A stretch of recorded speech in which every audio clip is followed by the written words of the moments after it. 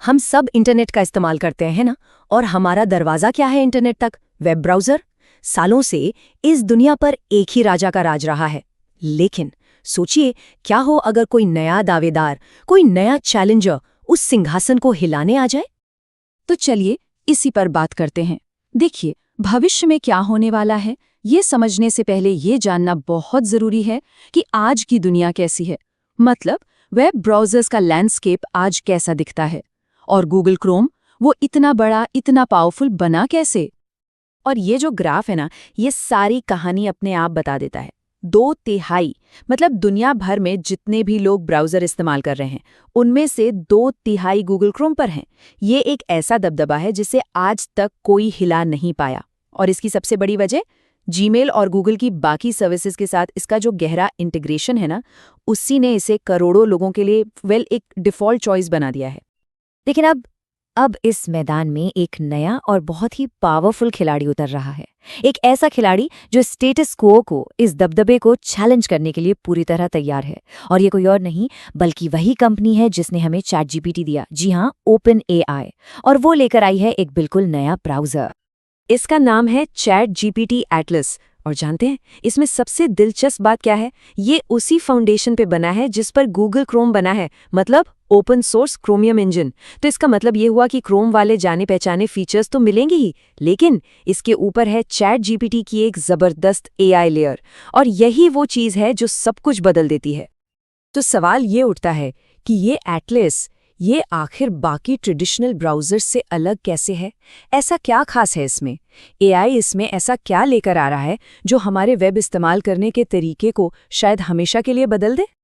और ये स्लाइड इस बदलाव को, इस शिफ्ट को बिल्कुल साफ साफ दिखाती है। देखिए, अभी हम क्या करते हैं? जानकारी खोजते हैं, फिर उसे ढूंढने के लिए अलग अलग वेबसाइट्स पर जाते हैं, है ना? लेकिन एआई पावर्ड ब्राउजिंग में हम जानकारी के साथ सीधे बातचीत करते हैं, इंटरैक्ट करते हैं। मतलब जवाब पाना हो, कोई काम पूरा करना हो, सब कुछ एक ही जगह पर। जरा सोचिए, कोई लंबा चौड़ा वेब पेज है और आप उसे एक क्लिक में समराइज कर सकते हैं, या फिर टिकट बुक करने जैसे ऑनलाइन काम वो खुद ब खुद हो जाएंगे। शॉपिंग कर रहे हैं तो एटलस कई वेबसाइट से प्रोडक्ट्स को आपके लिए एनालाइज कर देगा। ये सिर्फ ब्राउजिंग नहीं है, ये तो एक पर्सनल असिस्टेंट रखने जैसा है। और ये जो बात है ना, ये एटलस के पीछे की जो बड़ी सोच है, जो एम्बिशन है, उसे परफेक्टली कैप्चर करती है।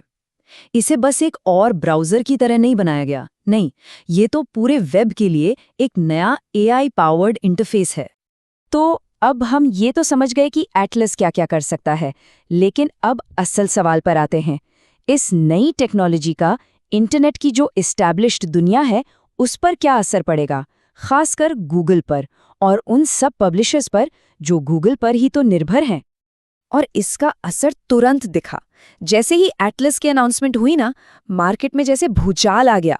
गूगल की मार्केट वैल्यू रातों रात $100 बिलियन गिर गई। सोचिए, $100 बिलियन। हाँ, बाद में शेयर की कीमतें वापस ऊपर आ गईं, लेकिन ये एक साफ साफ सिग्नल था कि मार्केट इसे गूगल के लिए कितना बड़ा, कितना रियल थ्रेट मान रहा है। तो ये सवाल मन में आता है ना, कि आखिर एक ब्राउज़र, बस एक ब्राउज़र गूगल जैसी इतनी बड़ी कंपनी के पूरे साम्राज्य के लिए इतना बड़ा खतरा कैसे बन सकता है? तो देखिए, बात ये है, सबसे पहले एटलस सीधे सीधे गूगल क्रोम के मार्केट शेयर को चैलेंज करता है। और दूसरी, और शायद सबसे बड़ी बात, जब लोग जानकारी पाने के लिए एआई से ही पूछ लेंगे, तो वो गूगल सर्च का इस्तेमाल क्यों करेंगे? और अगर सर्च नहीं, तो गूगल का जो पूरा एड रेवेन्यू का मॉडल है, वो खतरे में आ जाएगा। और सिर्फ गूगल ही नहीं, जब लोग वेबसाइट्स पर ही कम जाएंगे, तो न्यूज़ साइट्स, ब्लॉग्स, इन सब पब्लिशर्स की कमाई पर भी तो असर पड़ेगा। ये पूरे वेब इकोसिस्टम के लिए एक बहुत बड़ा खतरा है। लेकिन हर पावरफुल टूल की एक दूसरी साइड भी होती है, कुछ चिंताएं, कुछ खतरे, और एटलस भी इससे अलग नहीं है। तो चलिए अब इस कन्वीनियंस की, इस सुविधा की जो छिपी हुई कीमत है, उस पर एक नज़र डालते हैं।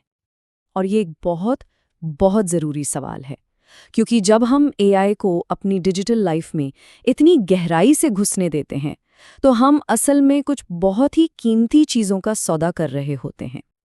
और यहीं पर कुछ सीरियस कंसर्न्स सामने आते हैं। सोचिए, एक एआई ब्राउज़र वो बैंकिंग पासवर्ड्स, हेल्थ इन्फॉर्मेशन जैसी कितनी सेंसिटिव जानकारी कलेक्ट कर सकता है।